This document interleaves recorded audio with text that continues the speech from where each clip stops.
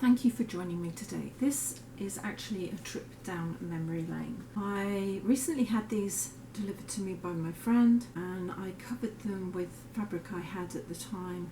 I should imagine around about 2010, faux suede, and I had some chintz, so I put the chintz underneath. You don't actually have to put black cloth under anything.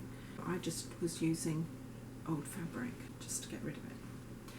The fabric that she wants to put on is this. The pattern repeat from the top of here to the top of the next one down here is actually 25.5 inches, and the pattern repeat from this bicycle wheel here to here is 27 inches. I'm going to have to mix and match slightly because I do have 2 chair seats to at least put this fabric on the top. I'm going to discuss with you as usual how I'm going to do this, and I think a little trip down memory lane won't do me any harm either.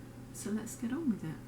This is one of the covers that has come off, and I obviously didn't have enough fabric because I put extra on the top and the bottom. It worked, it solved the problem, and I've done that a number of times over the years, just added bits to the cover I was going to put on just to make it wide enough or long enough. Really, it's what you see on the front that people are interested in, not on what's underneath. Now this had a piece of calico. I left it in place and I've put a new dacron that I'm putting over the top. Even if I don't feel I need to put something over the top, I usually do. That helps bring everything in and smooth it for the new cover. On the back here I have marked my centre mark. I always do that because if you've got at least the warp or the weft, depending on which way your fabric goes, if you've got them going up and down in line, then the rest of the fabric usually doesn't twist. I'm just going to bring the top of the fabric in just a little bit more. I can see the woven threads there, and pull it out slightly, and I'm going to secure it to about 3 or 4 inches either side of the centre. Nice and easy. Just going to pull that out. The children and I'd had to move from the south side of Houston to the north side because I'd lost my business and my home for the second time in 3 years, which was a little bit hard on all of us, and sewing was something I really didn't want to do. Like, for the first few months I would cry every time I looked at the sewing machine. It really stressed me out. Having got top and bottom more or less in line, I'm going to pull the sides round and secure those. I'm going to pull them in to hold them and then pull them in to adjust them so they go in the right shape.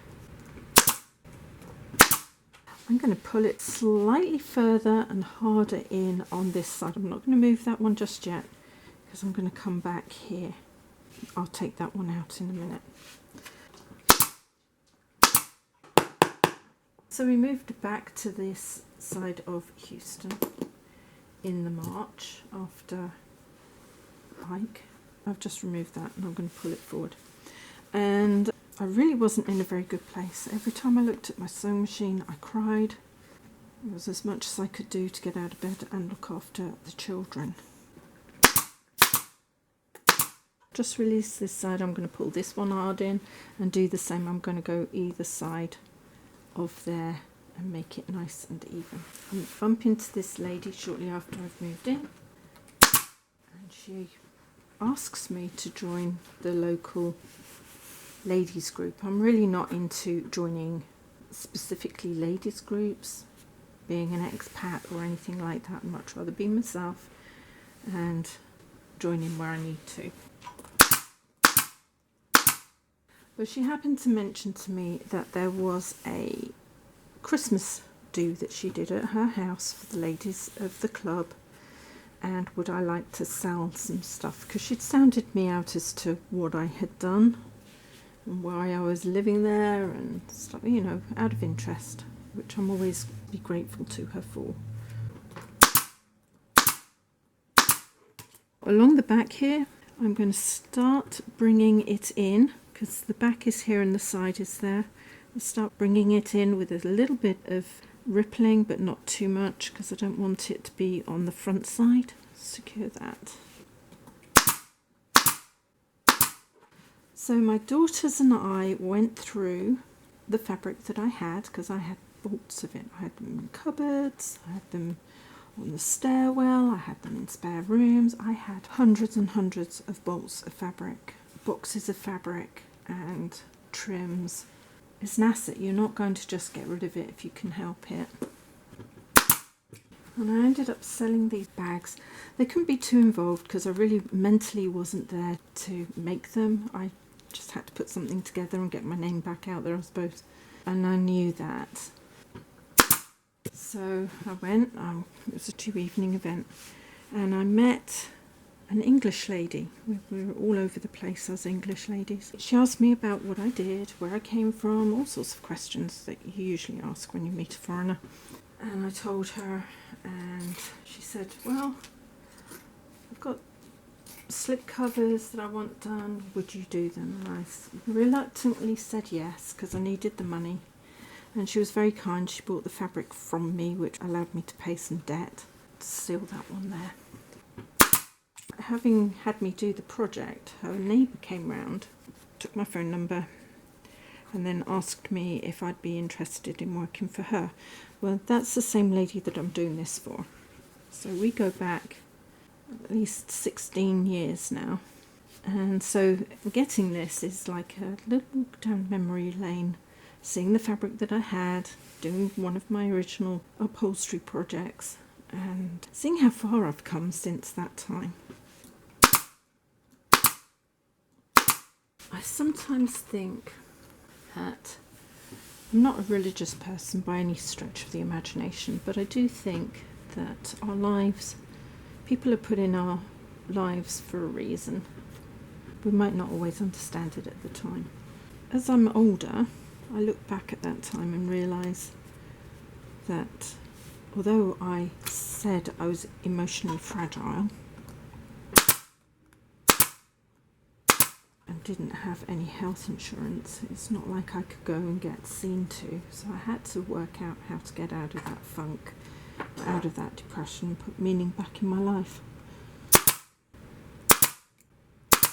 I know my kids were absolutely instrumental to my dealing with problems. I always put them first. I don't think my girls realised that, but I did. Did I make mistakes? Yes. I ran on fear, frightened that I'd lose my house again, frightened that I wouldn't be able to pay the bills, all sorts of reasons why I was frightened. And fear will take you down some really bad roads if you're not careful. I think sometimes we have to look back at our lives and work out what we've managed to get through, what has tried us, what has kept us together, and value that. And I went through a stage where I didn't see any happiness. So my mantra every morning was I was entitled to have any spark of happiness that day, which is pretty low measure really. But if you give yourself the freedom to have it, I think it helps. I've got all my staples in, I've cut everything back, I've got nice little folds.